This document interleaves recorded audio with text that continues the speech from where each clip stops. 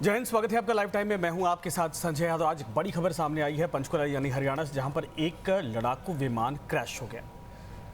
अच्छी खबर यह है कि इसमें जो पायलट था वो अपने आप को इवैक्यूएट करने में सफल रहा, लेकिन इस विमान की खासियत अगर बात की जाए तो इसका नाम है जैगवार।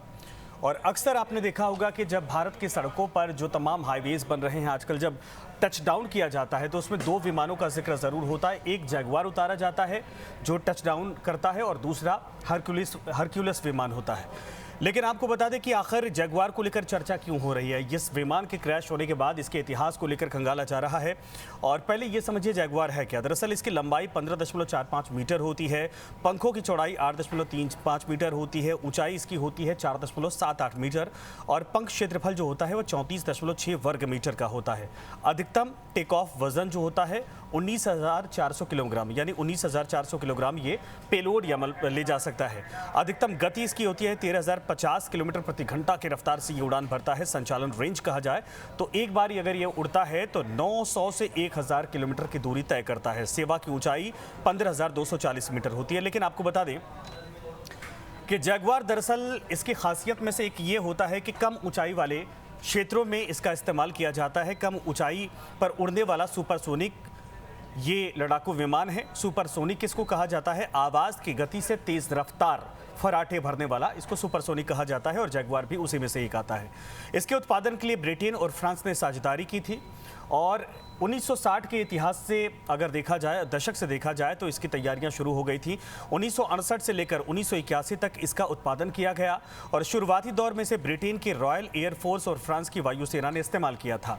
इस लड़ाकू विमान को अमेरिका रूस के बीच शीत युद्ध के मद्देनजर परमाणु क्षमताओं के इस्तेमाल के लायक बनाया गया था और इसीलिए अचानक ये चर्चा में आ गया था, क्योंकि जब आपने सोवियत संघ, रूस और अमेरिका के बीच में शीत युद्ध का अगर इतिहास आप पढ़ेंगे तो आपको अंदाजा होगा कि कैसे छिटफुट तरीके से वहां पर चीजें होती थी। उसमें यह विमान बड़ा कारगर साबित हुआ था। विदेशी बाजार में हालांकि जैगवार को लेकर बहुत ज़्यादा लोगों के अंदर दिलचस्पी नहीं थी, लेकिन भारत, ओमान, इक्वाडोर और नाइजीरिया में वायुसेना के जो हमारे अधिकारी थे उन्होंने इसको प्रेफर किया, पसंद किया और इन देशों ने अपने अलग अलग सैन्य अभियानों में जैगवार का इस्तेमाल भी किया। खास करके भारत ने तो अलग अलग मौकों पर जैगवार का खूब इस्तेमाल किया है, बल्कि पाकिस्तान को कई बार जैगवार से खदेड़ा है। लेकिन अब आपको बताते हैं कि इसकी खासियत क्या है। Jaguar high wing loading design की वजह से कम ऊंचाई पर एक स्थिर उड़ान भर सकता है, यानी कम ऊंचाई पर लगातार ये उड़ान भर सकता है। इससे ये रडार की पकड़ में नहीं आता है, रडार के एक तरह से डायग्नोज नहीं कर पाता है। अपने डिज़ाइन की वजह से जैगवार जंगी हथियारों को आसानी से ले जा सकता है। विमान के विंग स्पैन पर लगे पंखों से इसे शानदार ग्राउंड क्लियरेंस भी मिल जाती है। जैगवार एक मल्टी रोल फाइटर जेट होता है, माना जाता है इसको, जो air to ground, air to air और एंटी शिप मिसाइलों से लैस होता है। इसमें परमाणु हथियारों से हमला करने की भी क्षमता डेवलप की गई है। इसमें घातक हथियार भी मौजूद हैं। इसमें जमीनी हमले यानी ग्राउंड जो अटैक होता है, हवाई क्षेत्र की रक्षा, आसमान में भी ये सुरक्षा प्रदान करता है और नौ सैन्य हमलों को अंजाम देने की ताकत रखता है। Jaguar single seater double engine aircraft है और इसके ट्रेनर प्रारूप में 2 पायलटों को बिठाने की, यानी कॉकपिट में 2 पायलट बैठ सकते हैं। जैगवार की बात करें तो यह फाइटर जेट एक बार में, जैसा मैंने पहले कहा कि 900 से 1,000 किलोमीटर की उड़ान भर सकता है, लेकिन इसकी खास क्षमता ये होती है कि रडार के पकड़ में नहीं आता है और बिना ज़मीन के करीब उड़ान भर सकता है, यानी बहुत आसमान की ऊंचाई पर भी नहीं और ज़मीन से बहुत यानी टच करके भी नहीं, मिडिल रेंज में आराम से उड़ता है। जिसमें जैगवार 650 किलोमीटर तक अगर इस एल्टीट्यूड पर उड़ता है तो वो उड़ान भर सकता है।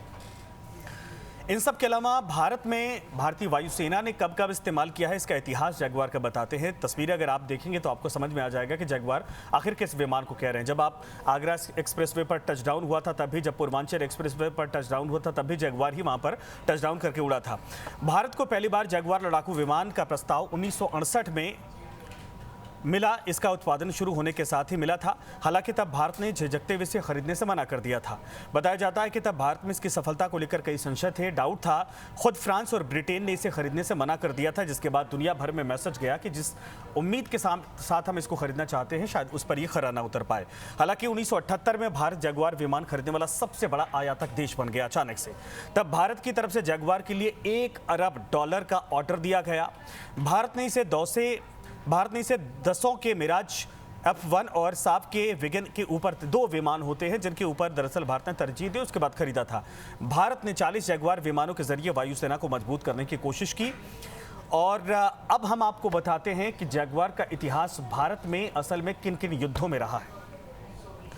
1984 में सियाचिन में ऑपरेशन मेघदूत के दौरान, बड़ा चर्चित ऑपरेशन है ये भारत की तरफ से, दुश्मनों के हमलों का जवाब देने के लिए भारत ने जगुआर तैनात किए थे। सियाचिन में 1984 में चीन के खिलाफ इस विमान का इस्तेमाल किया गया था अपने दुश्मन सेना को खदेड़ने के लिए। फिर बात आती है 1987 से 1990 के दशक में। जगुआर ने श्रीलंका में भारतीय शांति बलों के मिशन को समर्थन देने के लिए कई निगरानी अभियान चलाए थे। आपको अगर लिट्टे याद होगा, प्रभाकरण याद होगा, और तो आपको ये पता होगा कि आखिर उस दौरान किस तरीके से जगुआर का इस्तेमाल किया गया था। और तब राजीव गांधी देश के प्रधानमंत्री थे। 1999 में पाकिस्तानी आतंकवादियों ने जब, करगिल युद्ध की बात हो रही है, 1999 में पाकिस्तानी आतंकवादियों ने जब LOC के करीब भारतीय क्षेत्र पर कब्जे की कोशिश की, तब जगुआर के हमलों से पहाड़ी क्षेत्रों को खाली करवाया गया था। 2 हथियार बड़े काम आए थे, एक जो जगुआर विमान है और दूसरा जो तोप था होवित्जर। उसको, इन दोनों की सफलता को लेकर यह कहा जाता है कि करगिल में हमें एक तरह से लीड मिल गई थी। और 2019 में जब पाकिस्तान ने भारत के बालाकोट में आतंकी ठिकानों पर एयर स्ट्राइक की थी, तब जगुआर को F-16 लड़ाकू विमानों को चकमा देने, क्योंकि पाकिस्तान ने F-16 लड़ाकू विमानों से ही हमला किया था, इनको चकमा देने और टारगेट क्षेत्र से दूर करने के लिए इसका इस्तेमाल किया था। आपको याद होगा कि हमारे विमान ने फ्लाई किया था, उड़ा था। लेकिन भारत में कहां कहां जगुआर विमान की तैनाती है, जरा ये समझिए। भारतीय वायुसेना इस वक्त 6 स्क्वाड्रन में करीब 120 जगुआर लड़ाकू विमान ऑपरेट करती है। इसकी 5वें स्क्वाड्रन को दरअसल टस्कर्स यानी कि हाथी कहा जाता है। कितना खतरनाक नाम है ये। वहीं 14वीं स्क्वाड्रन को बुल्स यानी बैल कहा जाता है। ये दोनों स्क्वाड्रन अंबाला में तैनात हैं और यहीं से आसानी होती है, चाहे पाकिस्तान हो चाहे चीन, दोनों के लिए एक बैटल जोन तैयार करने के लिए। इन सब के अलावा, इसके अलावा जगुआर की जो नंबर 6 स्क्वाड्रन है, जिसको ड्रैगन्स बुलाया जाता है, यहाँ से लड़ाकू विमान के नौसैन्य वेरिएंट संचालित होते हैं और इनका बेस गुजरात के जामनगर में है। साथ में स्क्वाड्रन नंबर 224, जिसे वॉर लॉर्ड भी कहा जाता है, ये भी जामनगर से संचालित होता है। इन सब के अलावा गोरखपुर में नंबर 16 स्क्वाड्रन है, जिसे ब्लैक कोबरा कहा जाता है। इसका बेस यहाँ पर मौजूद है गोरखपुर में, यूपी के। इसके अलावा इसकी 27वीं नंबर की स्क्वाड्रन है, उसको फ्लेमिंग एरोस यानी जलते हुए तीर के नाम के तौर पर जाना जाता है। तो भारत में यह इतिहास है। और जो 120 जगुआर लड़ाकू विमान हैं, उनको कहाँ कहाँ तैनात किया गया है, ये हमने आपको बताया। लेकिन सबसे बड़ी भूमिका इनकी 1984 सियाचिन में, जिस वक्त चाइना को खदेड़ना था, उस दौरान की बातें, उस दौरान इसका इस्तेमाल किया गया था। 1987 से 90 में जब श्रीलंका में लिट्टे के साथ, श्रीलंका और लिट्टे के बीच में युद्ध हो रहा था और शांति दूत के तौर पर भारतीय वायुसेना दोनों की वहां पर मौजूदगी थी। उस दौरान जिस इलाके में प्रभाकरण का क्षेत्र था, लिट्टे का प्रभाव था, उस इलाके में दरअसल भारत के यही जो वायु सैनिक थे और जो हमारा विमान था जगुआर, ये वहां से फ्लाई करता था, जिसके बाद लिट्टे को धीरे धीरे कमजोर करने में सफलता मिली थी।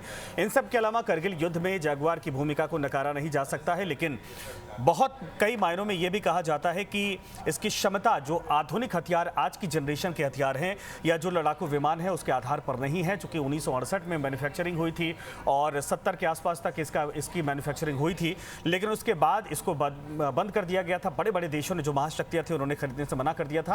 हालांकि कुछ देशों ने इसको अपनाया जरूर था, लेकिन अब भारत में भी ये पुराना हो चुका है। जब से F-16 आया है, इन सब के अलावा जब से राफेल आया है, और अब तो जनरेशन 5th फाइटर जेट की तैयारी की जा रही है। उसके बाद अब इसके रिटायरमेंट की तैयारियां की जाएंगी। लेकिन कई मौकों पर जगुआर ने भारत के लिए अहम भूमिका निभाई है।